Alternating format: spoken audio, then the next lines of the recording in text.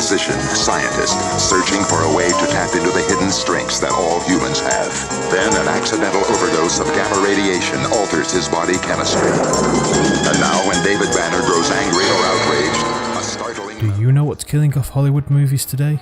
Worse than the lazy writing, overly formulaic scripts, the overhyped promises and underwhelming deliveries, stereotypical heroes and cartoonish villains, lack of motivation, inconsequential conflict, slow story or boring dialogue. It's nostalgia. Nostalgia?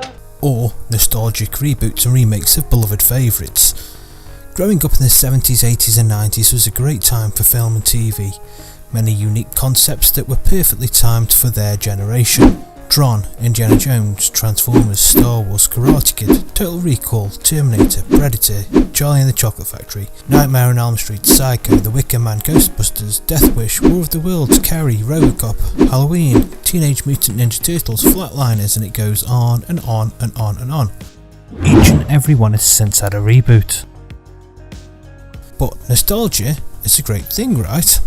No, not when it's in the hand of Hollywood studios, or so it would seem. And with the cries of "they ruined my childhood," more and more people are starting to realise this. Okay, so I know they're not really ruining my childhood, but they are most definitely taking my favourite childhood film and TV memories and redoing them badly. Don't get me wrong, I'm well aware of a few, well, maybe only a handful of remakes that have actually taken the source material, revamped it and actually improved upon it. Looking at you, Nolan's Batman trilogy. And that's fine, but does that mean that everything can be improved? Well no, most of today's remakes are an example of this, but is this really the movie's fault? Well obviously everybody's opinions differ, but personally when I watch a remake or a reboot of one of my beloved franchises, I want to see a reason for it to exist. Some update to the story or a new technique that wasn't possible at the time, maybe even a reimagining of the story or a twist to the original. A perfect example of this for me recently was YouTube's COBRA KAI. If you haven't had a chance to see this yet, I'll leave a link in the description for the initial 2 episodes. YouTube really did knock this one out of the park. The story is a reboot of the classic 1980s Karate Kid and continues by following Ralph Macchio and William Zabka's characters Danny LaRusso and Johnny Lawrence 34 years later. The genius of this series, however, is its altered perspective. This time around, Johnny Lawrence is the main protagonist and we relive the story in his perspective. He is a broken man with many resentments in life, most of which have plagued him since his 1984 defeat to Danielson in the Karate Championship. The whole series keeps you glued by quick, punchy half-hour episodes that make you want to watch the next one. It's perfect box-watching television. But for every decent reboot, there are 10 abysmal attempts. Why is this? Have Hollywood run out of unique story ideas? Again, no. I think there is still a huge amount of stories that deserve to be told, need to be told and should be told by Hollywood. The problem is, are they worth the risk? What do I mean by this? Well, every movie, there is a budget, some low, some medium and some high. The budget on these is generally deciphered via genre.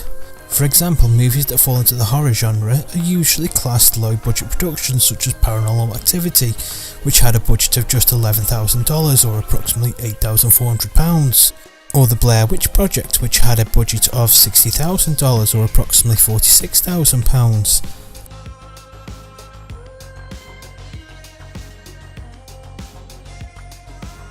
These films are deemed low-risk movies due to being a low budget. At a budget of just $60,000, it's hard not to make a sizable return on investment, but not all movies are produced for such low costs. Some have huge budgets, yet unfortunately still miss the mark at making their money back. Some movies of recent years, for example, would be Tomorrowland starring George Clooney. The budget for this film was $190 million, with a gross worldwide return of $209.2 million. Another was The Lone Ranger starring Johnny Depp, the budget of this being $215 million, with a return of $260.5 million. And then there was King Arthur, Legend of the Sword. Budget was $175 million, return was just $148.7 million. But wait, according to the figures, 2 of these made a profit. Well, unfortunately not. The budget cost does not include the additional cost for promotion and marketing. As a result, Once these are factored in, all three made a huge loss, with Tomorrowland between an estimated $78 and $155 million loss, King Arthur at $150 million loss, and The Lone Ranger near an estimated $200 million loss. So, movie making can be as bankrupting as it can be lucrative. Studios know that nostalgia sells, and if you're anything like me, the very thought of hearing about yet another remake is enough to make you groan. However, curiosity usually gets the best of me, and I end up caving and watching it anyway, just for the possibility in case it turns out to be great. This is much the same with the majority of the population, and so we arrive at the reason why the studios keep remaking these popular films. Usually the remakes and reboots are tried and tested titles, movies that have proved themselves before and as a result have gathered a fan base in their epoch. This means that the probability of the films making money are considerably higher than a new title and so worth the risk. So really, the blame is all on the viewers then. If we don't watch these films, the studios will stop making them. Well yes, of course. The job of a studio is to ensure that the movies that they make are returning their investment, otherwise they risk bankruptcy, and this genuinely happens a lot more than most people realise, with many popular names now being defunct. But if this is the case, how do studios continue to exist? Well, as every film fan of the 70s and 80s will remember, once you would settle into your seat at the cinema, the promos, trailers had rolled, audiences were treated by a singular production or distribution company logo, and then the movie started. An example of this is 1979's Star Trek The Motion Picture. We see a brief glimpse of the Paramount Pictures logo at the start, and once the image faded, it jumped straight into the film. Now in contrast to this, viewers of 2016's Star Trek Beyond have to sit through no less than 5 various film production and distribution entities. These are Paramount, Skydance, Alibaba and Huahua Pictures, and finally Bad Robot. It's very much the same for virtually any new film release of today. Is this just lunacy, or is there a deeper reason and meaning to this? In the late noughties, that is to say between 2005 and 2009, mainstream movie making became a risky business, with less and less films being made. As a result, the studios found themselves in a position of having to make big risk gambles on high budget franchise films. Of course, this is a hugely dangerous position for a company to find themselves in, so the best way around this is via a shared risk.